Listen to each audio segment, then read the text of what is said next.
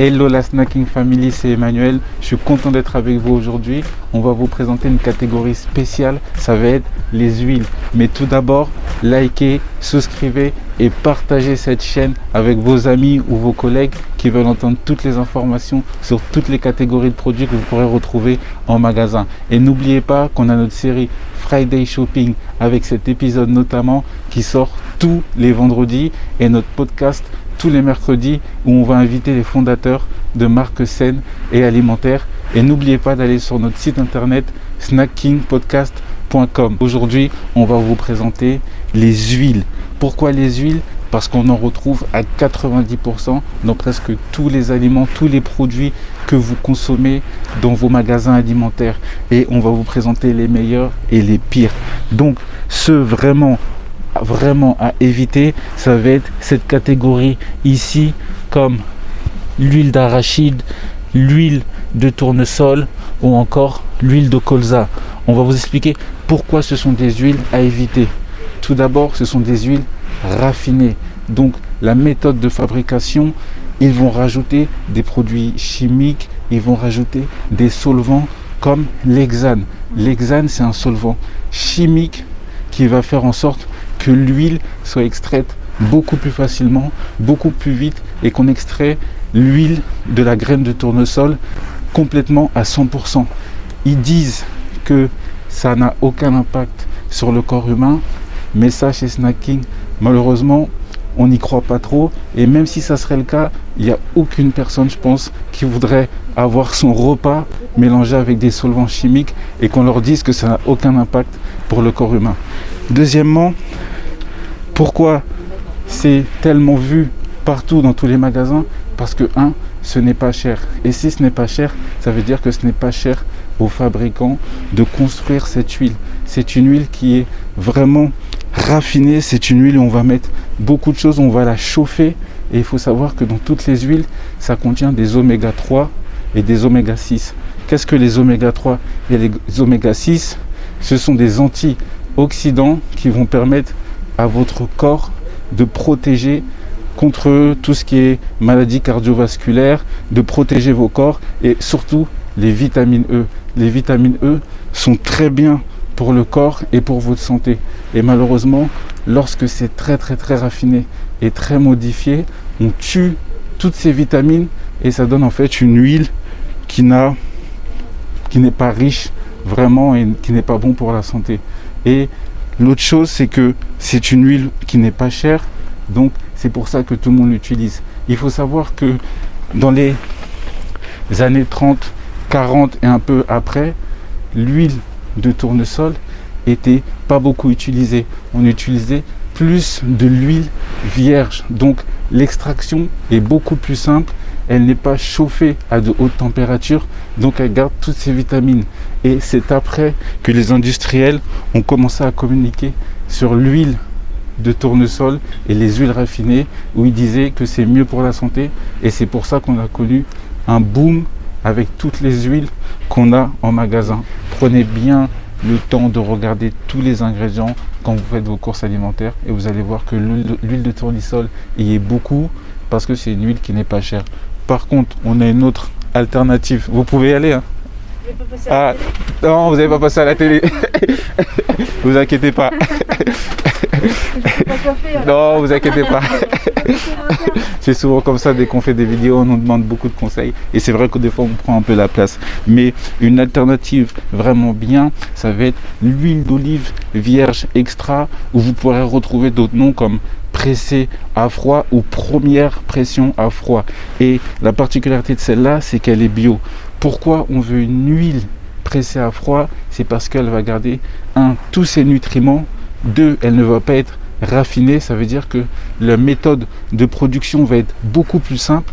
Quand c'est raffiné, ça va être vraiment chauffé à de très hautes températures pour faire couler l'huile de sa graine à 100%.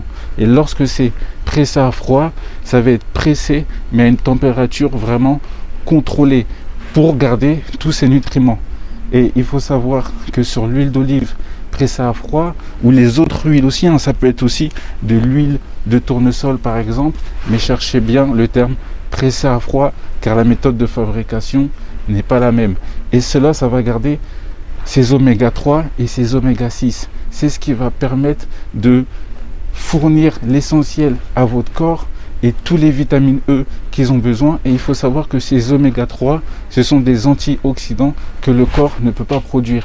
Et l'huile d'olive vierge, c'est très bien pour réguler son cholestérol et pour les personnes qui ont un fort taux de cholestérol ou qui font du diabète ou qui ont des maladies cardiovasculaires. Donc l'huile d'olive vierge, on la conseille vraiment. Par contre, par rapport aux huiles raffinées qui vont être vraiment faites pour chauffer à haute température, l'huile d'olive vierge extra va plus être mis en topping pour une petite salade ou lorsque vous faites une friture, vraiment à la fin pour assaisonner ou faire votre sauce, comparé à une huile d'olive qui tient vraiment un smoke point. Donc ça veut dire la température dans laquelle vous pouvez chauffer l'huile, la température maximale qui pourra excéder 200 degrés pour une huile d'olive normale. Mais on vous conseille l'huile d'olive vierge extra car elle est très bonne pour la santé et c'est très bien pour assaisonner vos plats.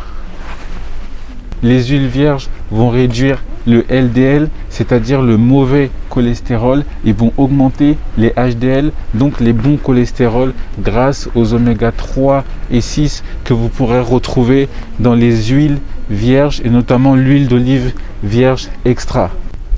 Une autre alternative qu'on pourra avoir, ça va être l'huile vierge de noix de coco bio. C'est une huile qui est excellente pour la santé, c'est bon pour les dents et c'est bon pour les cheveux.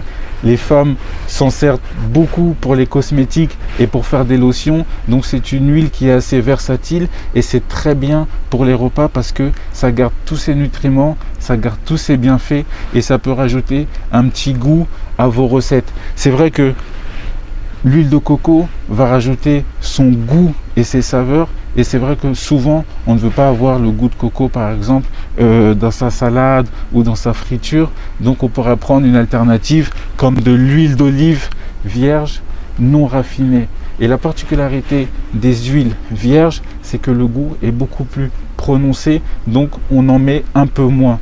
Mais c'est vrai que ça va coûter un peu plus cher que les huiles raffinées que vous pourrez voir ici, qui ont des goûts neutres dont on peut se servir pour faire des fritures à haute température. Donc c'est pour ça que lorsque vous allez dans votre fast-food et que vous voyez des frites dorées, vous savez déjà que c'est fait avec des huiles qui sont ci-dessous et qui sont vraiment pas chères. Donc on peut vraiment vider toute la bouteille pour faire sa friture, pour faire sa frite ou pour faire son poulet rôti dans un bain d'huile. Mais chez Snack King, c'est vraiment pas ce qu'on veut voir. On veut voir une huile où il n'y a pas eu de procédé chimique, une huile qui sera vierge. Une autre alternative, ça va être l'huile vierge de noisette ou encore l'huile vierge de noix que vous pourrez surtout utiliser en topping ou en dressing.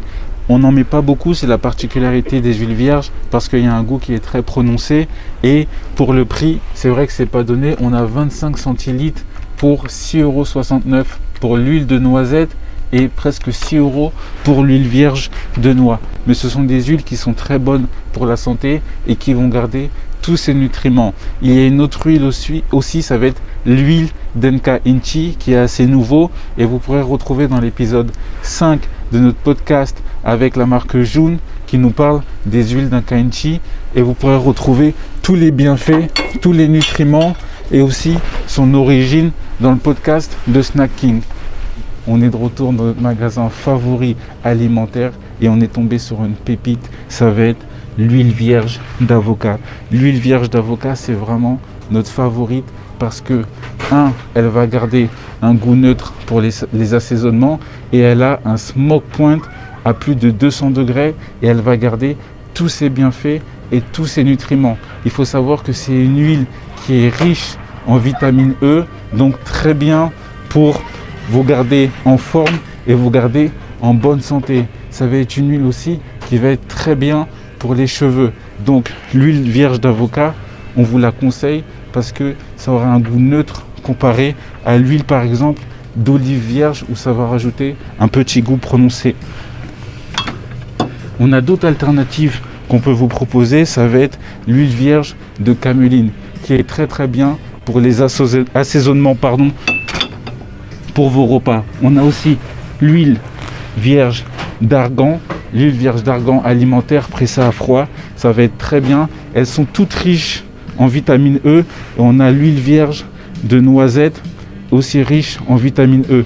Il faut savoir que toutes ces huiles, argan, noisette ou encore avocat, vont être très bien pour assaisonner vos repas, vous faire vos salades ou faire vos sauces, et elles vont garder tous ces nutriments et on peut vous les conseiller les yeux fermés. On a une petite dernière, ça va être l'huile vierge de chanvre. Donc toutes ces huiles là sont très bien, mais on est vraiment conscient que lorsqu'on regarde le prix, ça va être assez cher. On est à 9 €, entre 9 € et à peu près 14 € pour une huile où il y a 25 centilitres. C'est vrai que c'est une huile qui sera un peu plus coûteuse que les autres, et c'est une huile qui est très prononcée, donc on va utiliser moins d'huile pour assaisonner nos repas. Mais c'est vrai que c'est une très bonne alternative où on peut avoir une petite bouteille à la maison, et vraiment on va essayer d'en utiliser le très peu possible. Mais surtout ne pas utiliser d'huile raffinée comme on vous a montré précédemment, et souscrivez, likez notre page sur Snacking Podcast sur Instagram, Twitter, Snacking sur Facebook.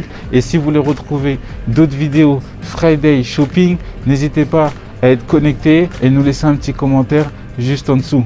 À bientôt Snacking.